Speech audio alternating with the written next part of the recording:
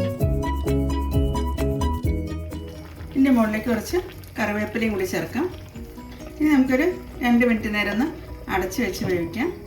Already mean half കുക്കായതാണ്. മീനിലേക്ക് നന്നായി ഗ്രേവിയൊക്കെ പിടിക്കുന്നതിന് വേണ്ടിയിട്ടാണ് ഒന്ന് അടച്ച് വെച്ച് വേവിച്ചെടുക്കുന്നത്. അങ്ങനത്തെ 2ാം പാലും ചേർത്ത ശേഷം തിളയ്ക്കാൻ തുടങ്ങിയിട്ടുണ്ട്. ഇനി നമുക്ക് ഇതിലേക്ക് ചേർക്കേണ്ടത് 1ാം പാലാണ്. തലപ്പാൽ അഥവാ 1ാം പാൽ നമുക്ക് ഇതിലേക്ക് ചേർക്കാം. തലപ്പാൽ ചേർത്ത ശേഷം പിന്നെ തിളയ്ക്കാൻ പാടില്ല. അങ്ങനെയാണെങ്കിൽ പിരിഞ്ഞു പോവുകയുള്ളൂ. ചെറുതായിട്ടൊന്ന് ചൂടായി വരുന്നവരെ നമുക്ക് തിളപ്പിച്ചെടുത്താൽ മതി. അതിനുശേഷം നമുക്ക് ഫ്ലെയിം ഓഫ് ചെയ്യാം.